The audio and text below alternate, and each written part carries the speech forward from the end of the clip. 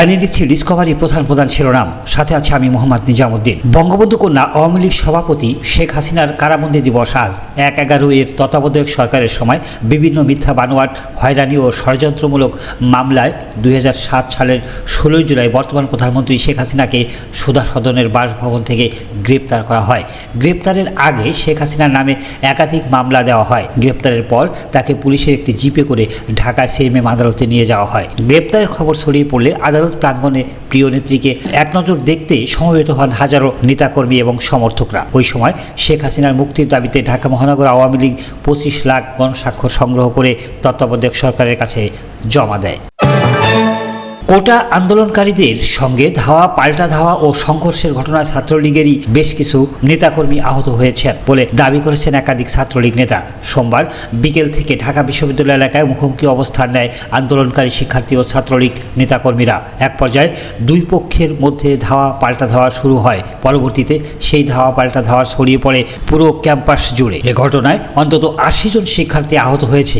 বিকেলে আহতদের উদ্ধার করে ঢাকা মেডিকেল হসপিটালের জরুরি বিভাগে নিয়ে আসা হয়।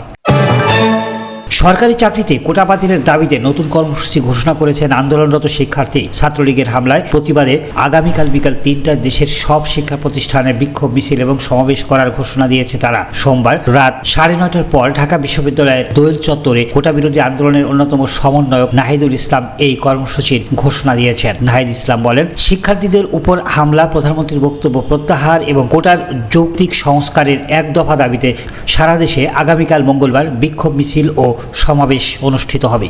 এরপর যদি দাবি মানা না হয় তবে সারা দেশে নতুন করে অবরোধ কর্মসূচি ঘোষণা করা হবে। ব্রিটেনে দুই বঙ্গকন্যা ব্রিটিশ মন্ত্রিসভায় স্থান পাওয়াতে বঙ্গবন্ধু লেখক সাংবাদিক ফোরাম ইউকের উদ্যোগে আনন্দ সভা ও মিষ্টি বিতরণ করা হয়েছে। এই দুই ব্রিটিশ বাংলাদেশি প্রথমবারের মতো মন্ত্রিসভায় স্থান পেয়েছে। শুক্রবার সন্ধ্যায় লন্ডনে বাংলা প্রেস ক্লাব মিলনায়তনে বঙ্গবন্ধু লেখক সাংবাদিক ফোরামের উদ্যোগে আয়োজন করা হয় আনন্দ সভা ও মিষ্টি বিতরণ অনুষ্ঠানের। বাংলাদেশে সরকারি চাকরিতে কোটা সংস্কারের দাবিতে আন্দোলনকারী সাধারণ শিক্ষার্থীদের উপর হামলার নিন্দা জানিয়েছে যুক্তরাষ্ট্র। একই সঙ্গে চলমান আন্দোলনের বিষয়ে অবগত থাকার পাশাপাশি এই ইস্যুতে বাংলাদেশে কি ঘটছে সেটিও পর্যবেক্ষণ করছে দেশটি। স্থানীয় সময় সোমবার নিয়মিত সংবাদ সম্মেলনে এক সাংবাদিকদের প্রশ্নের জবাবে এসব কথা বলেন মার্কিন পররাষ্ট্র দপ্তরের মুখপাত্র ম্যাথিউ মিলার। বাংলাদেশ ছাত্রলীগের সাধারণ সম্পাদক শেখ ওয়ালি আসিফ ইনান বলেছেন, দলীয় কর্মীদের বাঁচাতে নয় বরং ঢাকা বিশ্ববিদ্যালয়ের স্বার্থে এবং মুক্তিযুদ্ধের চেতনার অংশ হিসেবে আমরা রাস্তায় নেমেছি। রাজধানীতে হামলার সংখ্যায় বাড়ানো হয়েছে গোয়েন্দা নজরদারি। কোটা সংস্কার আন্দোলন ও পবিত্র আশুরা উপলক্ষে তাজিয়া মিছিল ঘিরে রাজধানী সহ দেশের বিভিন্ন এলাকায় সংঘর্ষ, হামলার আশঙ্কায় কঠোর নিরাপত্তার ব্যবস্থা নিয়েছে পুলিশ। গতকাল সোমবার হঠাৎ ঢাকা বিশ্ববিদ্যালয় এলাকায় সংঘর্ষের ঘটনায় এই প্রস্তুতি নেওয়া হয়। কোটা বিরোধী আন্দোলন মোকাবেলায় কঠোর হওয়ার নীতি নিয়েছে ক্ষমতাসীন দল আওয়ামী লীগ ও তাদের সরকার। তারা আর আন্দোলনকারীদের রাজপথে ফাঁকা ছেড়ে দেবে না। একদিকে রাজপথে অবস্থান, অন্যদিকে সহিংসতাকারীদের বিরুদ্ধে প্রয়োজনীয় ব্যবস্থা নিতে আইন শৃঙ্খলা রক্ষাকারী বাহিনীকে সক্রিয় রাখা হবে। আওয়ামী লীগের কেন্দ্রীয় গুরুত্বপূর্ণ সূত্র এমনটা জানিয়েছেন। ঢাকা বিশ্ববিদ্যালয় সহ দেশের অন্যান্য বিশ্ববিদ্যালয় ক্যাম্পাসে প্রায় একই সময়ে পাল্টাপাল্টি কর্মসূচি ঘোষণা করেছে কোটা সংস্কার আন্দোলনকারী ও ছাত্রলীগ। কোটা সংস্কার আন্দোলনকারীদের উপর ছাত্রলীগের হামলার প্রতিবাদে আজ মঙ্গলবার দেশের প্রত্যেক ক্যাম্পাসে বিক্ষোভ মিছিল করার ঘোষণা দিয়েছে আন্দোলনকারীরা। তাদের এই ঘোষণার কিছুক্ষণ পরই ঢাকা বিশ্ববিদ্যালয় সহ দেশের প্রতিটা ক্যাম্পাসে এই প্রতিবাদ সমাবেশের ডাক দিয়েছে ছাত্রলীগ।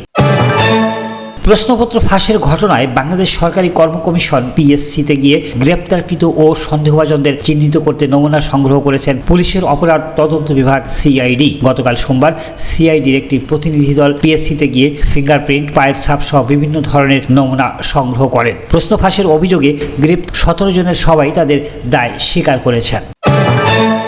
জাহাঙ্গীরনগর বিশ্ববিদ্যালয়ের কোটা সংস্কার চেয়ে আন্দোলনরত শিক্ষার্থীদের উপর রাতভর থেমে থেমে হামলার পর পরিস্থিতি শান্ত হয়েছে। মঙ্গলবার সকালের দিকে পরিস্থিতি শান্ত হয় বলে জানা যায়।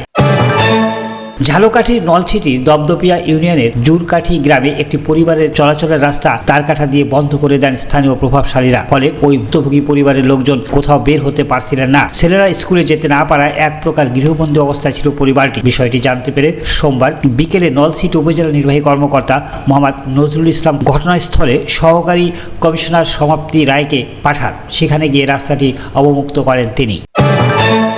আগামী নভেম্বরে যুক্তরাষ্ট্রের প্রেসিডেন্ট নির্বাচন হতে যাচ্ছে। প্রেসিডেন্ট নির্বাচনের ডোনাল্ড ট্রাম্পকে আনুষ্ঠানিকভাবে প্রার্থী হিসেবে মনোনয়ন দিয়েছে রিপাবলিকান পার্টি। প্রেসিডেন্ট নির্বাচিত হলে ওহাইও অঙ্গরাজ্যের senator JD Vance running mate vice president হবে বলে ঘোষণা দিয়েছেন ট্রাম্প।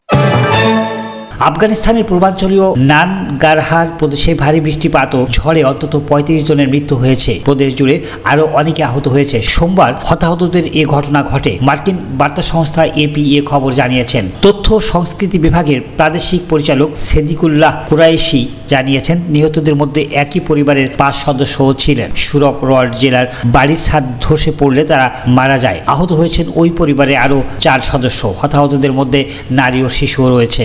সাথে থাকার জন্য ধন্যবাদ সবাইকে।